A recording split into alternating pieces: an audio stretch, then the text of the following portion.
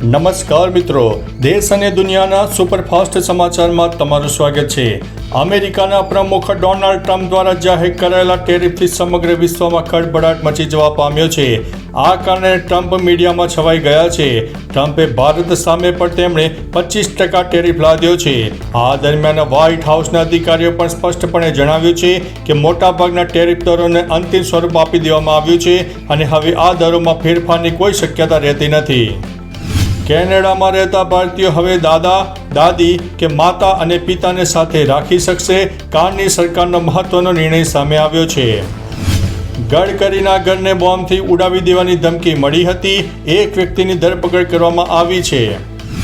ઉત્તર પ્રદેશમાં એસયુવી કેનાલમાં ખાબકતા એક જ પરિવારના 9 સહિત 11 લોકોના મોત થઈ જવા પામ્યા છે। બલુચિસ્તાનના ઓઇલ ભંડારો પાકિસ્તાનના નથી, તેઓ બલુચ નેતાની ટ્રમ્પની ચેતવણી સામે આવી છે। રશિયામાં 600 વર્ષના સમયગાળા બાદ જ્વાળામુખી ફાટી નીકળ્યો છે। ભારે ચિંતાનો માહોલ સર્જાયો છે। ये रिश्ता क्या कहलाता है? 18 વર્ષના યુવકે 50 વર્ષની મહિલા સાથે કર્યા છે લવ મેરેજ, દીકરીએ કરી છે ફરિયાદ। ભાવનગરમાં મેઘરાજાની બીજી ઇનિંગ જોવા મળી છે। રવિવારે 10 પૈકી 3 તાલુકામાં વરસાદ નોંધાઈ જવા પામ્યો છે। રાજ્યમાં ચોમાસાની શરૂઆત થઈને મહિનો પૂર્ણ થઈ ગયો છે। આ સમય દરમિયાન રાજ્યમાં અમુક જિલ્લામાં ભારે વરસાદ પણ વરસ્યો છે, તો બીજી બાજુ અમુક જિલ્લામાં વરસાદથી વંચિત પણ રહ્યા છે।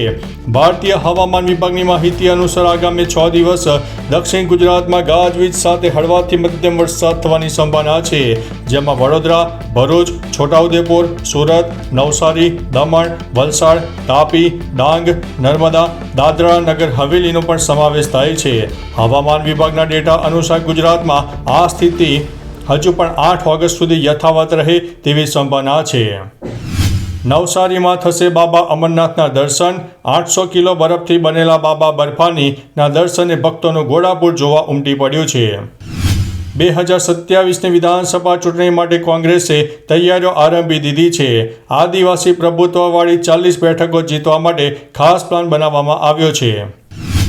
અમદાવાદ મુંબઈ વચ્ચેની મુસાફરી 2 કલાક અને 7 મિનિટમાં પૂરી થશે। ટૂંક સમયમાં દોડશે દેશની પહેલી બુલેટ ટ્રેન। ટ્રમ્પના ટેરિફ હુમલાનો પીએમ મોદીને વળતો જવાબ। દેશવાસીઓને સ્વદેશી અપનાવવાની કરી છે અપીલ। આંધ્રપ્રદેશમાં ગ્રેનાઇટની ખાણમાં પથ્થર પડવાથી 6 ઓડિશાના કામદારોના મોત થયા છે અને 8 વ્યક્તિઓ ઘાયલ થઈ છે। તો ચાલો મિત્રો, ફરીથી દેશ અને દુનિયાના સુપરફાસ્ટ સમાચાર લઈને મળતા રહીશો। ત્યાં સુધી અમને રજા આપશો। નમસ્તે।